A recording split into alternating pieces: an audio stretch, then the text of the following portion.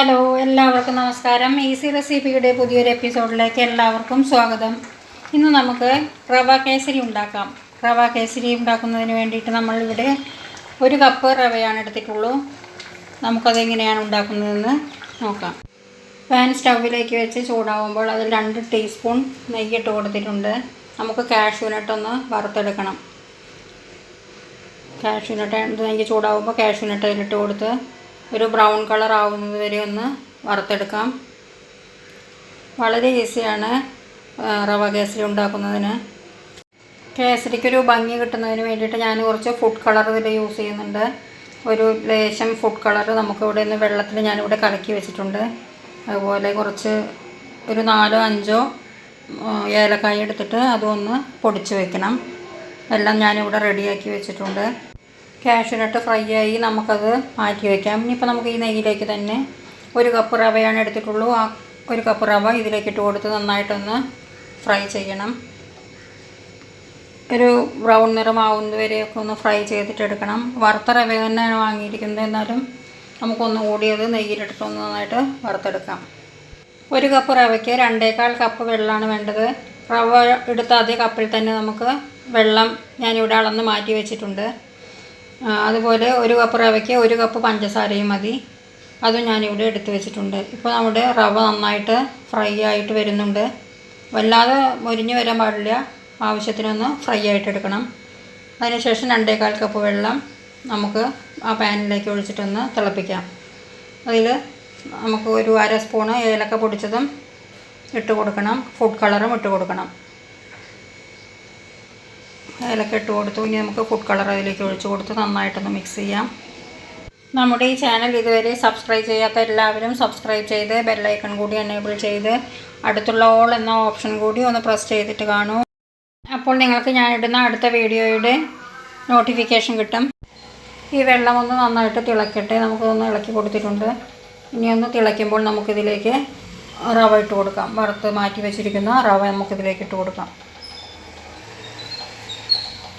വെള്ളം നന്നായി തിളയ്ക്കുന്നുണ്ട്. നമുക്കിതിലേക്ക് റവ കുറച്ചായിട്ട് ഇട്ട് കൊടുക്കാം. നന്നായിട്ട് ഒപ്പം ഇളക്കി കൊടുക്കുകയും വേണം. ഞാനിവിടെ ഒന്ന് ഇളക്കാൻ 1 മിനിറ്റ് ഒന്ന് വൈകിയപ്പോൾ ഇത് റവ കട്ട പിടിച്ചു വന്ന്. നമ്മൾ 2.25 കപ്പ് വെള്ളം ഇതിൽ ഒഴിച്ച് കൊടുത്തിട്ടുണ്ട്. തീ നന്നായി താത്തി വെക്കണം, എന്നിട്ട് വേണം ഇത് ഇളക്കി കൊടുക്കാൻ. അല്ലെങ്കിൽ പെട്ടെന്ന് തന്നെ ഇത് റവ ആ വെള്ളം മുഴുവൻ വലിച്ചെടുക്കും. പെട്ടെന്ന് തന്നെ ഡ്രൈ ആവും. അപ്പോൾ നമ്മൾ നന്നായി തീ താത്തി വെച്ചിട്ട് ഈ കട്ടയൊക്കെ ഒന്ന് ഒടിച്ച് കൊടുക്കാം. റവ ഒരു കൈ കൊണ്ട് ഇട്ടിട്ട് മറ്റു കൈ കൊണ്ട് ഇങ്ങനെ ഇളക്കിക്കൊണ്ടിരിക്കേണ്ടതായിരുന്നു. 1 സെക്കൻഡ് ഒന്ന് വിട്ടുപോയി, അതുകൊണ്ടാണ് ഇപ്പോൾ ഇങ്ങനെ കട്ട പിടിച്ചത്. സ്റ്റൗവ് ലോ ഫ്ലെയിമിലാണ് വെച്ചിരിക്കുന്നത്. അപ്പോൾ ഈ കട്ടയൊക്കെ ഒന്ന് മാറി കിട്ടുന്നത് വരെ ലോ ഫ്ലെയിമിൽ തന്നെ വയ്ക്കാം. അതിനുശേഷം കുറച്ചൊന്ന് തീ കൂട്ടി കൊടുത്താൽ ഇത് പെട്ടെന്ന് ഇതിലത്തെ വെള്ളം മുഴുവൻ ഇത് റവ വലിച്ചെടുക്കും. പെട്ടെന്ന് തന്നെ നമുക്കിത് കട്ടിയായി കിട്ടും. ഇപ്പോൾ റവയിലെ വെള്ളമൊക്കെ നന്നായിട്ട് വറ്റിയിട്ടുണ്ട്. ഇനി നമുക്കിതിലേക്ക് പഞ്ചസാര ഇട്ട് കൊടുക്കാം. 1 കപ്പ് പഞ്ചസാരയാണ് എടുത്ത് വെച്ചിരിക്കുന്നത്. 1 കപ്പ് റവയ്ക്ക് 1 കപ്പ് പഞ്ചസാര. ഇതിൽ 1/2 കപ്പ് നമുക്ക് ഇപ്പോൾ ആദ്യം ഇട്ട് കൊടുക്കാം. എന്നിട്ട് നന്നായിട്ട് ഇളക്കി കൊടുക്കണം. അപ്പോൾ ഈ റവയിൽ കുറച്ചുകൂടി ഒരു നനവാവും. കാരണം ഈ പഞ്ചസാര മെൽറ്റാവുമ്പോൾ ഈ മാവ് ഒന്നുകൂടി ലൂസാവും. വീണ്ടും നന്നായിട്ട് ഇളക്കി കൊടുക്കണം. അതിനുശേഷം ബാക്കി പഞ്ചസാര കൂടി നമുക്കിതിലേക്ക് ചേർത്ത് നന്നായിട്ട് ഇളക്കി കൊടുക്കാം. 1 കപ്പ് റവയ്ക്ക് 1 കപ്പ് പഞ്ചസാര എന്ന് പറയുമ്പോൾ നമ്മൾ വിചാരിക്കും ഇത് മധുരം ഭയങ്കര കൂടുതലായിരിക്കും എന്ന്. പക്ഷേ ഇത് ഉണ്ടാക്കി കഴിയുമ്പോൾ ഒരു മീഡിയത്തിലാണ് മധുരം നിൽക്കുക. മധുരം പാകത്തിൽ തന്നെ ഉണ്ടാവുള്ളൂ. നല്ല ടേസ്റ്റും ആയിരിക്കും. ആദ്യം ഇട്ട പഞ്ചസാരയൊക്കെ ഇതിലേക്ക് നന്നായി പിടിച്ചു കഴിഞ്ഞു. അപ്പോൾ അതിലത്തെ മെൽറ്റായിട്ടുള്ള പഞ്ചസാരയൊക്കെ ഒന്ന് വറ്റിയിട്ടുണ്ട്. ഇനി രണ്ടാമത് ബാക്കിയുള്ള പഞ്ചസാരയും കൂടിയും ഇതിലേക്ക് ചേർത്ത് കൊടുത്തിട്ട് നന്നായി ഇതുപോലെ തന്നെ ഇളക്കി കൊടുക്കണം. അതിനുശേഷം നമുക്കിതിലേക്ക് കാഷ്യൂനട്ട് വറുത്ത് വെച്ചിട്ടുള്ള കാഷ്യൂനട്ട് ഇട്ട് കൊടുക്കാം.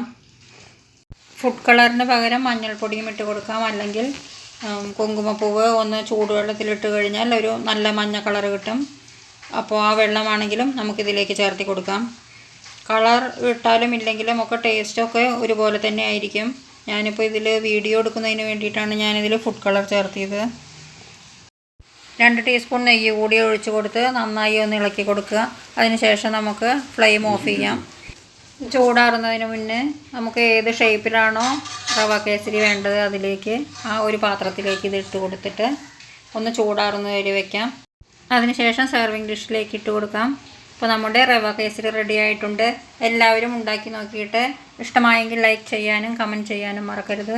അടുത്ത വീഡിയോയുമായി കാണുന്നത് വരെ താങ്ക് യു.